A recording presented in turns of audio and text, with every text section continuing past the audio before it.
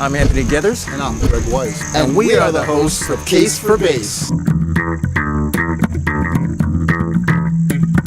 Hey, this is Doug Pinnick, and you're watching Case for Bass. May the groove be with y'all.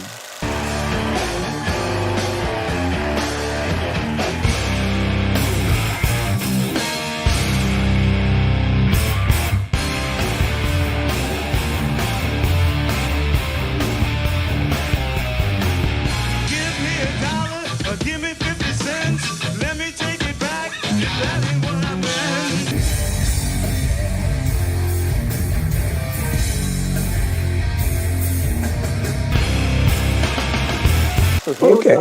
With the famous Doug Pinnick from King's X solo projects and a bunch of other projects that we won't even bother mentioning. It's going to go right at the bass.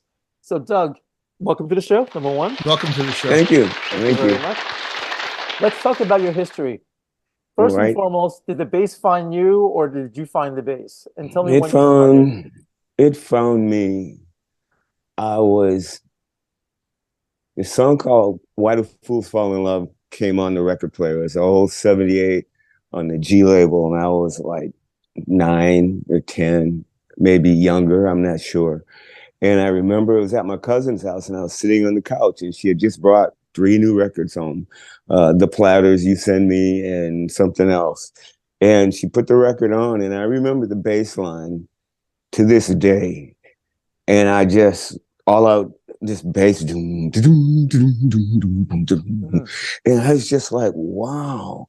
And I sat there listening to it, and from that day on, everything I listened to the bass first. Everything else was secondary for most of my life until I started playing in a band and started writing music, realizing that there were other instruments to focus on. You know, I mean, literally, I didn't even pay attention to anything else. It was just, it had to be loud bass. My friends used to say that when they come to my house or ride in my car, they said, all you heard was bass coming out of the stereo.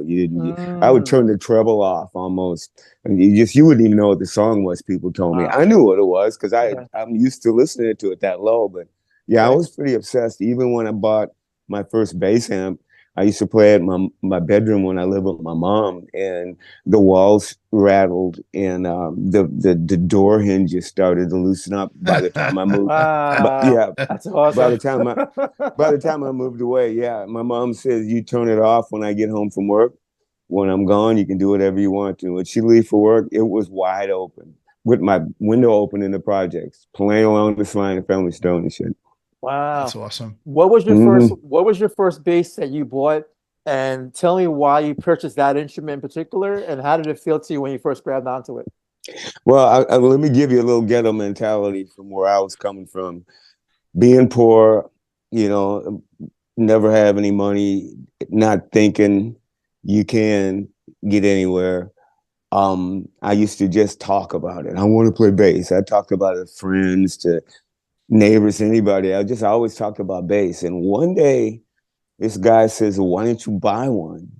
And it unbelievably hit me and thought, oh. And I'm going, well, I didn't know where to buy one at because I never really, there's no music store in the town I grew up in. I didn't know. In fact, I really didn't, there was not much TV, so I barely knew what a bass looked like even. Okay. And so I'm just really ignorant of all of this. But I kept dreaming about playing bass and talking about it. And so my best friend, it was right after we got out of high school. He actually a little bit longer than that, actually, because I was 23 when I started playing bass. So I was around 23, and my friend said to me, I'm buying a bass for my girlfriend for Christmas. You want to hang on to it for a while and plunk around since you want to play bass. Because I figured I was one of those people that wasn't ever going to get one. You know, I just didn't know how to do it, what to do. I didn't think about it. It was like, literally, I was kind of a space cadet when I was growing up. I really, really didn't think about how to do things. I just wanted to, and I dreamed. But anyway, so we brought the bass over, I started plunking on it. And I remember I put on Buddy Miles, Joe Tex. Yep. And I remember I picked up the bass, and being left-handed, I knew that I'm supposed to play the other way. I picked the bass up and picked it up left-handed and learned how to go gung, gung, gung, but when I played the riff, first primitive time, I jumped up off my seat and started screaming and yelling. I was so excited that I was playing bass. I love Literally, it. it was like That's an awesome. orgasm. That's awesome. And then I sat down and started learning. And from that moment, I don't remember learning how to play bass or struggling to play it or fighting to play it or being frustrated. I just played it and played it. I didn't care. I didn't think I was good or bad. I was just playing. That's beautiful. And everything that came on the record player, you know, I tried to play. And then after that, still didn't have an amp. And I had a record player though. So what I would do is I would take my headphones and take one side of the turntable and plug it into one side of the record player or the power amp. And on the right side, I would put the bass into it on my little record player. I mean, my stereo. That had the record player on. You know what I'm talking about. If you're old school, sure, of course, okay. Absolutely. Oh, and yes. So bass was on this side, and the music was on this side, and I did that for hours and hours, listening to bass on this and music on that, and it became just what it was until one day, I actually started a band with my cousin because nobody let me play bass with him because I wasn't good enough. I'd say, let me play bass with you. Go, no, you can sing, but you can't play bass. And you were so driven, though. I mean, I was so driven. You were driven. I mean, nothing got in your way. The technology didn't get in your way. Right. The equipment didn't get in your way. But you knew that bass, this dream you had, was going to keep you pushing. Awesome. Right. Even my pastor said you shouldn't be playing bass. God can't use rock and roll. And I just looked at him. I said, okay. And I just kept on playing. Wow. That's great. It just didn't fucking matter. Well, let me ask you this. Beautiful. You grew up, now you mentioned that you grew up in the ghetto. When were you exposed to playing rock? Because look, at the end of the day, if you think about most bass players, especially rock players, a lot of them will play with a pick. So traditionally, did you start off with playing with the I didn't. I started with my fingers, Jamie Jameson, that kind of stuff. But the thing was, Greg and I have to do our bow. You said Jamie Jameson. Yeah, well, anytime you mention an elite, we always bow. Well, And wave. We'll see Jamie and Willie Weeks and just all the old time bass players, Donald Duck Dunn, all those guys that played. We have to do another one. Yeah, Duck Dunn. Yeah. Willie Weeks.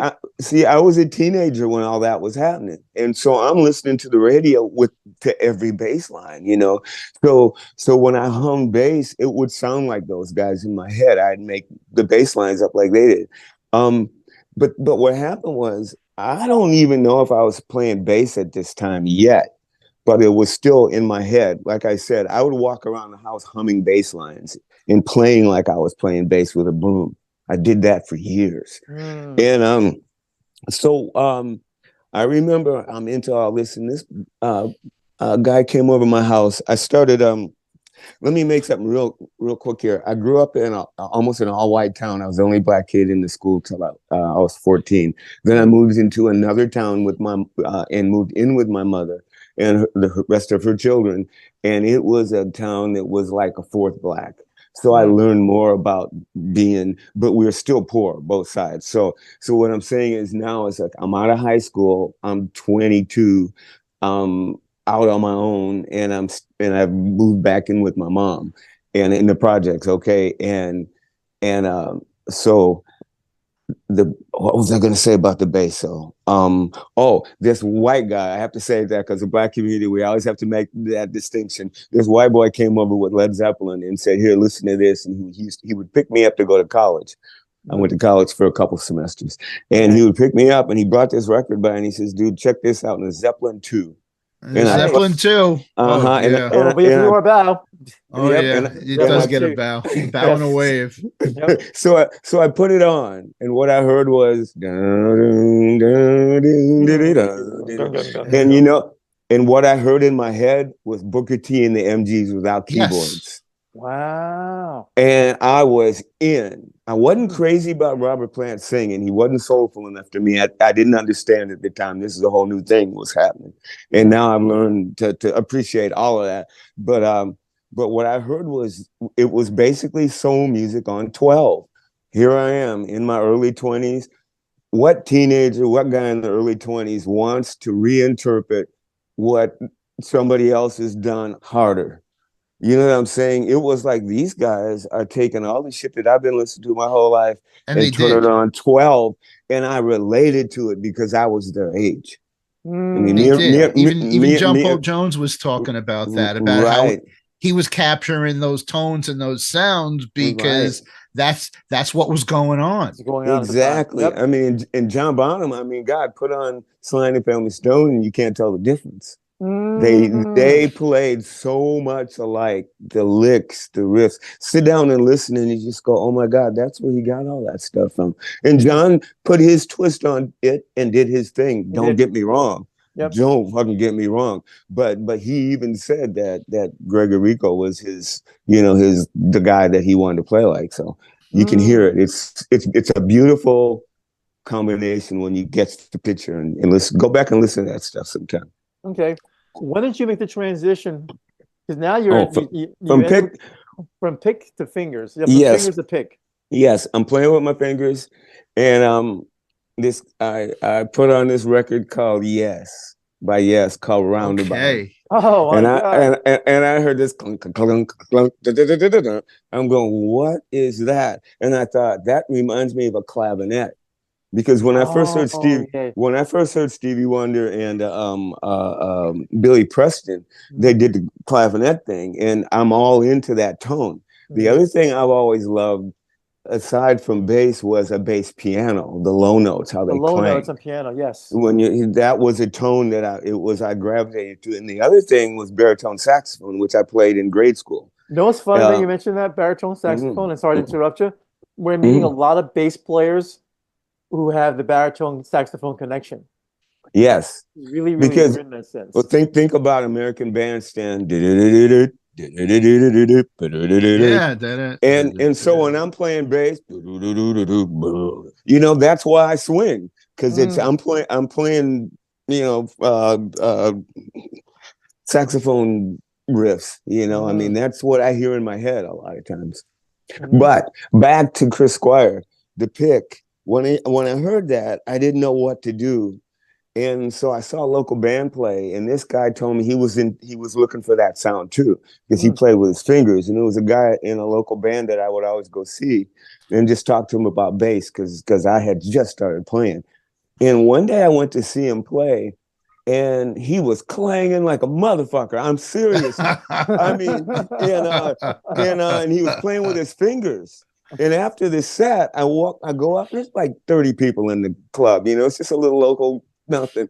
And I go up and go, so how did you get that sound? He goes, dude, he said he took those fingers picking things that you use on a acoustic guitar. Banjo. Yep. And he turned them around backwards. Oh, that's crazy. Wow. And played it. And so I went and bought some of those first. And I did that for 5 minutes. But then somebody told me that if you use a pick, it's just that much easier.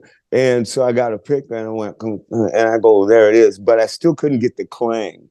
The clang happened a couple years later when I was in Florida, and I went to jam with a band, and they had a trainer amp, and it was a YB3100. Okay. And those things have nothing but crystal high end, just all high ends. Yeah. Nothing but. And I plugged into that thing and I went, there it is. And I traded him my 2 bass cabinets for that head because I wanted it so bad. Then I had to figure out how to get another bass cabinet. Wow. That's awesome. So you traded that bass awesome. Just to get I had these two Ampeg 18-inch cabinets, those little ones. Yep. Yeah. That the top opens up and there was a power amp in one of them. Whoa. Really vintage. Somebody gave it to me. It was in their garage and their dad had it back in the 50s. And he gave it to me because I didn't have it. Remember, I didn't have a job. Okay. I hardly ever worked. It's like I just forged my way somehow and got all this, and I still don't know how, and I thank the universe. Nice. But yeah, so I didn't know the value of it or anything. I should have told him I'll give you one cabinet with the amp in it, and if I was thinking, but I didn't care. I wanted that amp so bad. I just was no second thought. Wow. And so yeah, and then it was too bright. Okay. And so luckily, I don't know how I got this, but I had to find another bass cabinet, and somebody gave me an old acoustic 18 folded horn. Okay. Okay. Wow. So I plugged that trainer in the folded, and there was low end, because the folded cabinets give you a little bit more bottom. Yes. And it buried the high end a little bit, and it gave it that gravelly rattle that I'm used to. And basically those two things are what, from that point on, is what I've tried to create probably till now. Even my pedal, it sounds like that. Wow. Can I ask you a question, Doug? Yes. Because you were there when I'll use the term Fred Flintstone bass, like when there was no low end in cabinets, there was no frequency generation of these E and A strings. Even the bass players were using guitar amps, right? And so you're like one of the guys who was there when all this stuff changed, when Ampeg started making an SVT, when they put out an 8-speaker cabinet, and how did that open you up? I specifically remember playing through a SVT. I could not believe that my wildest dreams had come true. Wow. That the low end was underneath me. It was warm. It was big. Yeah. I never heard amp sound like that. SVTs I was can give you hooked. back massages.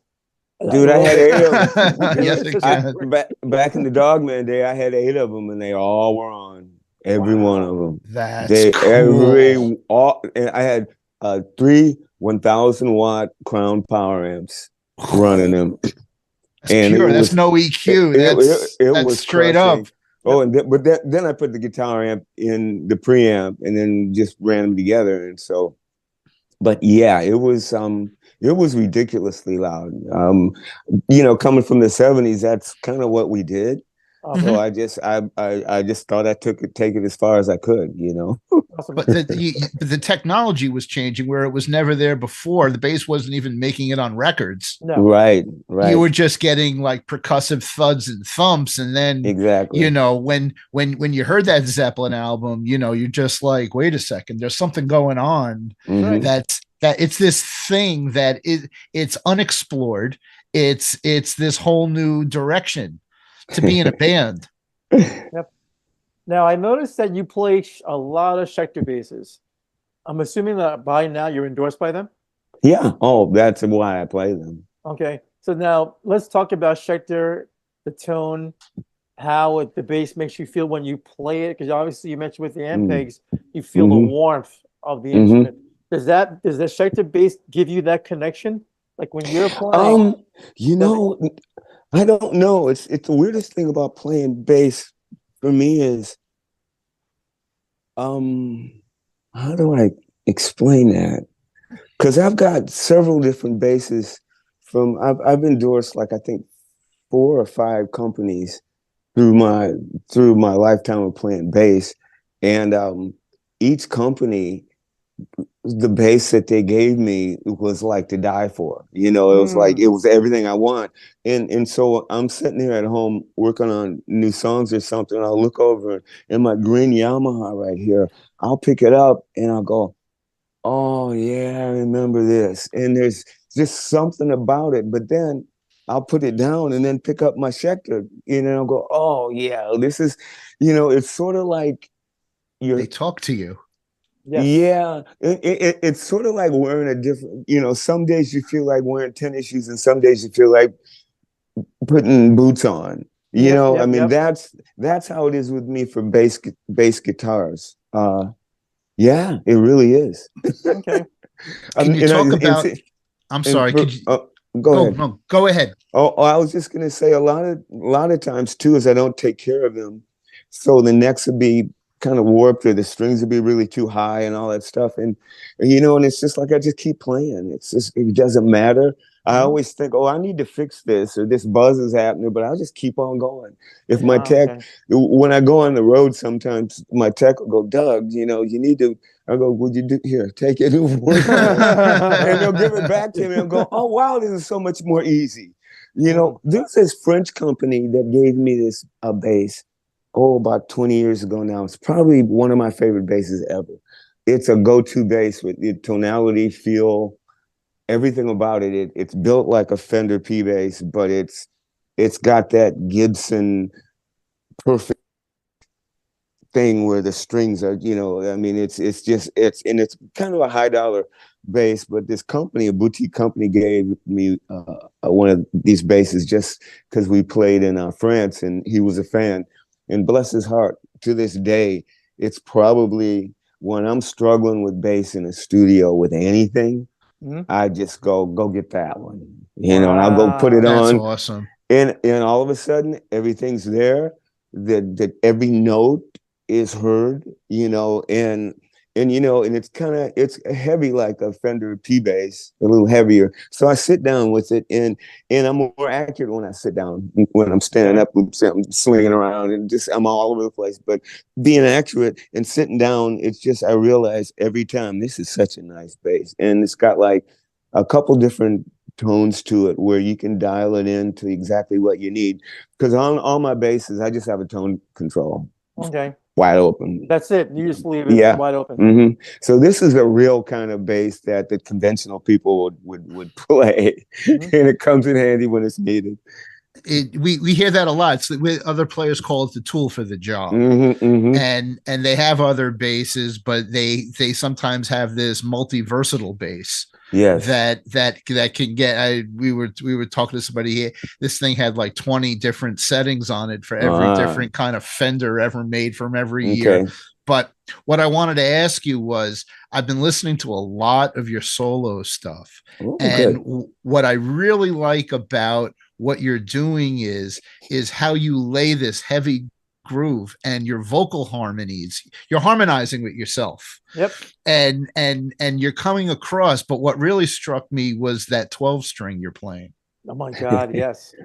That 12 string is nuts. And if you could talk about that, because not a lot of people ever get to play a 12 string, but I mean, you're playing with it, you're recording with it, and it has so much depth in the note, because you're out guitaring your guitar player.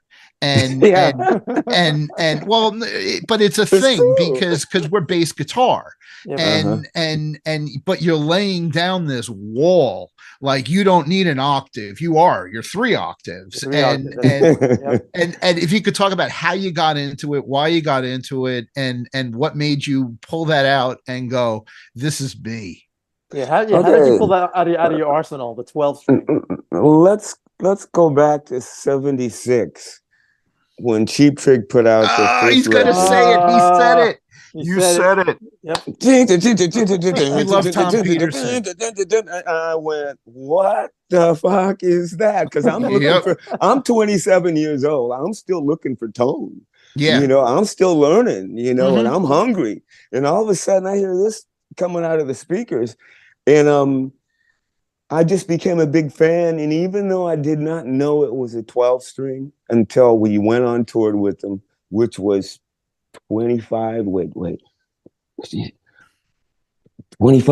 15 maybe years later, when we got a record deal and we actually toured with Cheap Trick on our first record. And he walked out with this 12 string and I went, wow, so that's what you do. And one day I was standing right before they walked on stage to play, and I'm standing there talking to Tom, and I said, dude, that 12 string is so cool.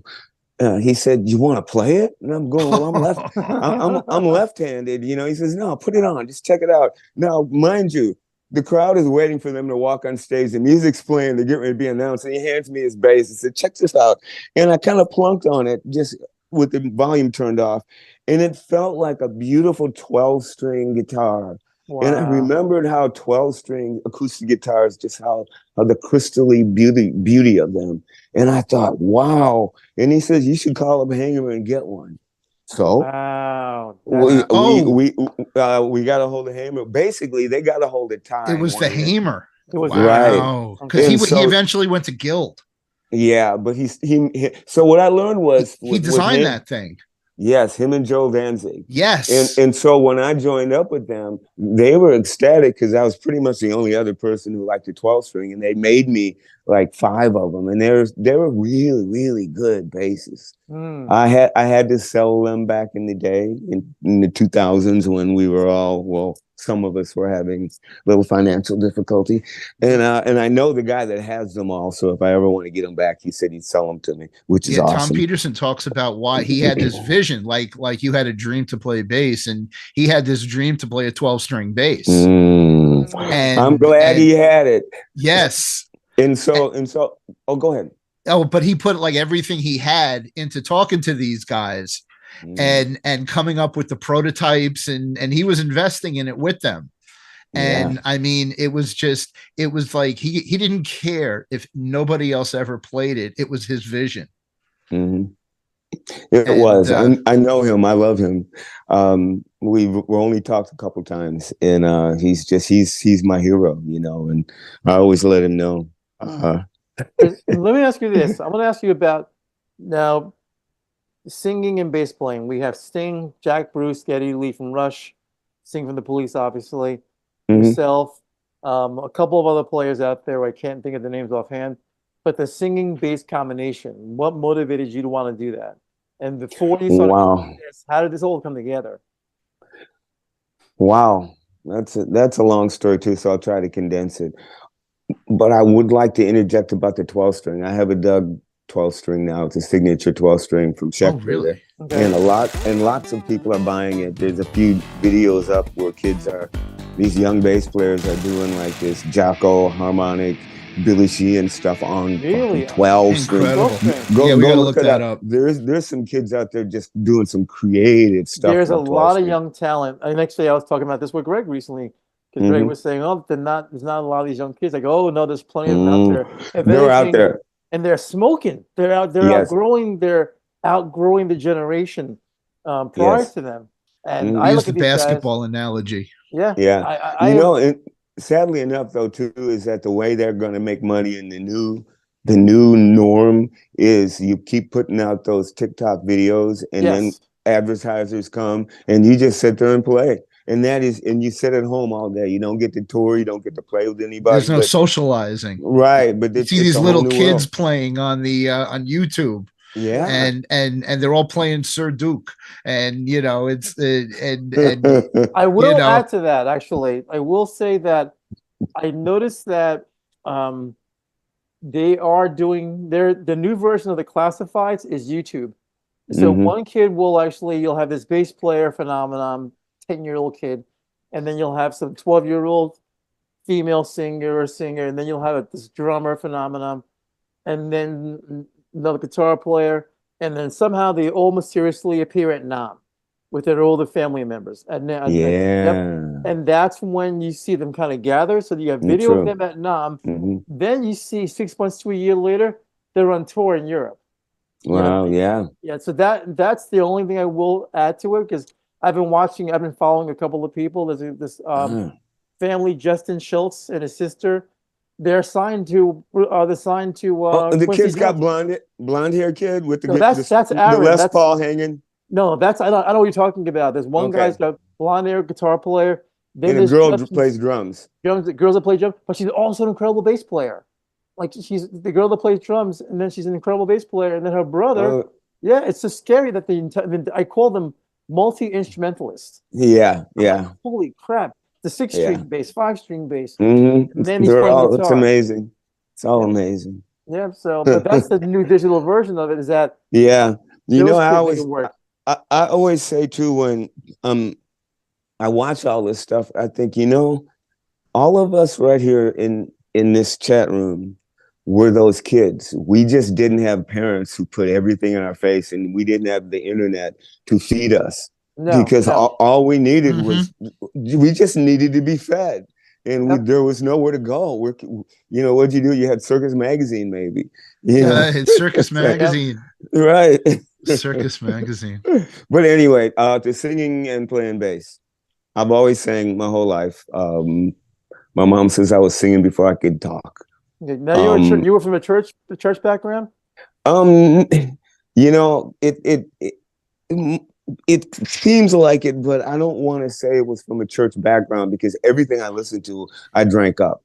And the church background was when I moved in with my mom when I was 14. That's when the whole gospel music thing was happening. Edwin Hawkins singers was doing their thing. Oh, happy day. You're right. And so all the churches had choirs. And I would go watch these singers, and all these singers, they sound like they were on Motown, I mean, all these great singers. And that's when I started learning to sing soulful.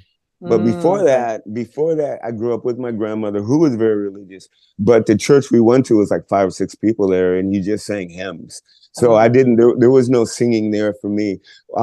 But what I did was I went with when I was in grade school and high school, the music teacher always knew that I could sing. So they always would make me sing in the choir. They'd make me sing in contests, and they always taught me music. And so, all my life, there's always been somebody musical that's been hanging out with me, showing me things as a child. Even in high school, it's the same thing. So I was always singing. And then when I moved in with my mother, and I started listening to soul music more, and that whole genre, James Brown and stuff. And I started to learn how to mimic it. That's why I always go soul music. It's all learned. Everything we do, we learn it. And so I honed in on it. I'm going, so what is it when you hit that note? Somebody yells, and when you say that word, the other person screams, and that's what soul music is making your voice make people feel a certain word that you're saying. Soul music is an extension of the church. It's call and response. Right. And if call you feel it, right, it's a call and response. You got to get down and let the people feel what you're saying. And it's all in the inflection, and it can be learned, and some is real and some is fake, and we can always tell. Yeah. But anyway. And so I was singing, and so even when I first got in the rock band, I was a band. I was 18, I think, when we got in the band, and we did Sly and the Family Stone and stuff like that, and I was singing in that band. And one day, a few years later, I started my own band. With my cousin, and he played drums, and this is like 75. Okay. And we got another guitar player, and we were pretty primitive, but we did all this prog type stuff like Yes, and we wrote just these weird songs, and I was trying to be Chris Squire. And where am I going with this? I think everybody at one point tried to be Chris Squire or Geddy Lee. One of those two. Or for me, it was Verdine White, Louis Johnson, Chris Squire, and Geddy Lee. Yep. Yeah. So through that, every band that I was always in, we never could, they'd always go, "You sing, Doug," and I'm going, we got to get a singer. I just want to play bass. And they'd always say, "No, you're going to sing too." I was always been made to sing in every band I was in ever. And wow, I've always been the singer, and so I just let it be. I gotta ask. When did you realize that you were a front guy? That never occurred until I was in my 40s. Come on. Oh my God. Yeah. But before that, here's the thing is,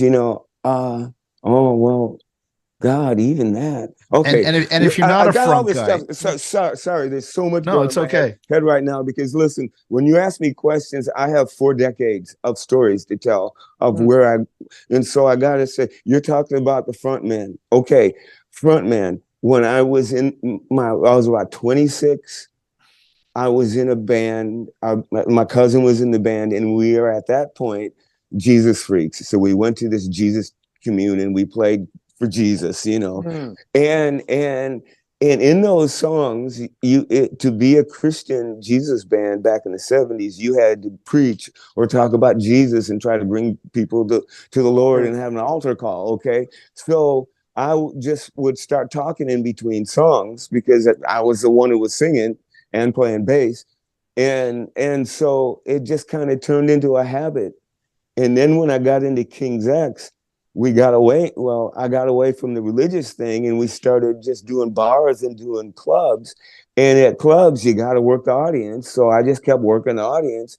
And then we got to King's X. And well, what are you going to do? You keep on talking to the audience. And Ty and Jerry don't like to talk anyway from the stage. So it's like, it's all whatever I say. And it just got that album was a game changer. The whole vibe was a game changer. Yeah. Just I mean, I'd grow up listening to trios and four-piece, but basically trios. And I mean, at the time I was listening to Zebra. Remember Zebra? Yeah. You know what I mean? Yeah, I remember. But then King's X came across, and it was like, this is different.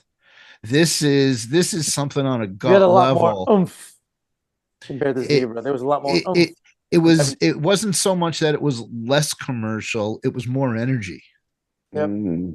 Well, think about the bass lines and like well,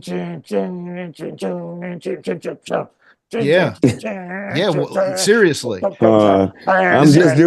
I'm just doing John Entwistle and Chris Squire, man. I know, but this is how Anthony and I talk on the phone. We're honestly, we're like high school teenagers. Like we're like ah. So even when we do a riff, just your riff, you're doing it, John Entwistle and Chris Squire, but on steroids. It was literally he's doing it as his own though. I am their little brother. Yep. You know what I'm saying? Yes. Little brothers always have to outdo the big brother. They're inspired. Right. I mean, that's what we are. You know? Yep, your idols become your rivals, and that's right. So when you put that stuff out, and I heard that when I was in high school when I first heard King's X, and I was like, "Oh, damn right!" And I remember hearing the riff, and I was like, awesome. like I wanted to fight. It's like, good. Well, I mean, but just from a listening perspective, is like, what producer is going to put that on a record and put it out? Considering, you got to fight with all these other acts and entities that are out there fighting for airplay or fans or, I mean, it's the biggest credit in the world, that people absorb it and go out. I mean, look, I had a heart transplant 3 years ago. I played 45 shows this summer, and I'm still doing my Chris Squire impersonation, and and all these other things. Yep. And it's a lot to be that guy who broke through, with those influences playing those riffs. And we love it. It's what Anthony and I talk about on the phone. After you get off, we'll talk 3 more hours about this. Yep. And it'll be like, oh my God, the Chris Squire riff. And I've been listening to Starship Trooper. And Jack Cassidy. Yes. Right. His bass tone, them Fender what is it? Bassman. Yeah. Yeah, Fender Bassman heads wide open. Yep. The tone, come on. Yeah, seriously. I lost it when I first heard Jefferson Airplane. I went, what is this bass tone? I'm going, what? How does he do that with that big old white bass of his? Yeah. Yep. Just so incredible. Now we're going to come to an end to our show because tonight I'm working. I have so much more to talk about. Sorry. I know. Well, if we can do it again, we'd love to have you. We'd love to do it again. Part 2. Yep. We'll have a part 2. I got to go try out in a band and play share music. So yes. Tonight I'm working with Darlene Love is doing her Christmas special. So I'm not playing bass, but I'm a video director for the theater. So we're going to be recording all the events. So, but what I want to ask is before we leave. So, what would you tell an aspiring bass player who wants to get into the industry? Like, what would you say? Who wants to get into the industry or play the bass and make it a professional career? Well, I mean, to play bass and make it a professional career, I could only tell them what I did, which is horrible advice, honestly, was just start playing and just be obsessed with it and just see where it goes, and that is not a good approach in some ways.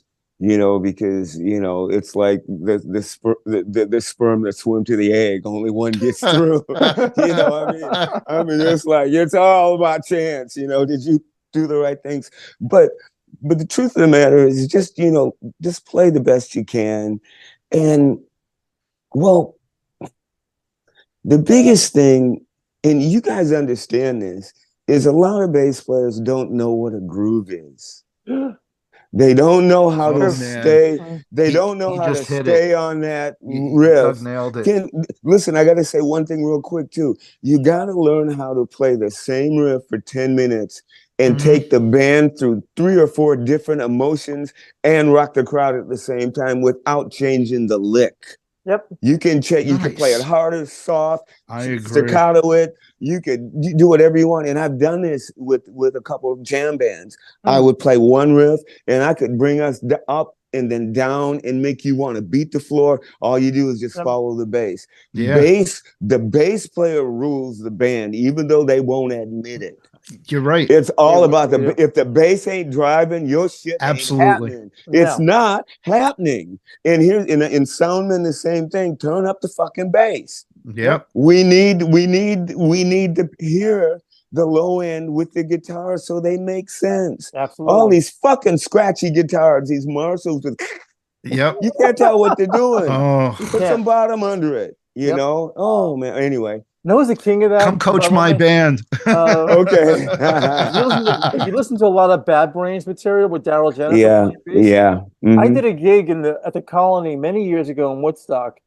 I was playing with another band. Daryl Jennifer happened to be there with a couple of bands from his side project, Stealth.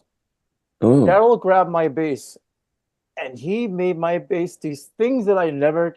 And I was like, holy crap! And just a simple riff where he took, which I did not know, that a lot of the Bad Brains, those riffs, they're not the guitar player. I thought Dr. No told me once, because that's Daryl who created those riffs. So it's on Stealth. It's always a very slow start. Then the drums go go go go go go go go go go go go go.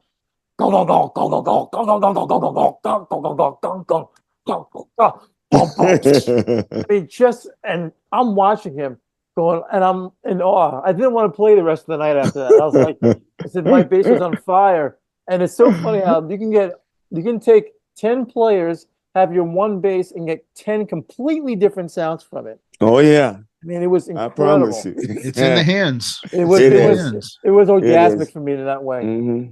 All right, so it's time to say goodbye, unfortunately. But until next time, Doug, thanks for coming out, and we appreciate it. And you're always welcome back. You're definitely an inspiration to bass players everywhere, because you've put it out. You've got the records. They ask you to sit in when they're having jams, and it's just every time I do one of these talks, I've grown. Just like mentally to watch what I'm doing, my notes that I'm playing, how I'm approaching all these things, and I'm rising right through my band, and I don't think they like it, and I love it. Good. I want to give you a final compliment. You look awesome for your age, dude. I'm jealous of you. Thank you. My goal is to be. I'm 56. Yeah, that's true. I'm like my muscle. I mean, look, I gotta keep my weight low now because of my heart failure. But at the same time, I'm looking at you going, damn, this guy looks awesome. You got like kid skin. Thank you. Yeah, man. Yeah, I'm lucky. It runs in the family. Yep.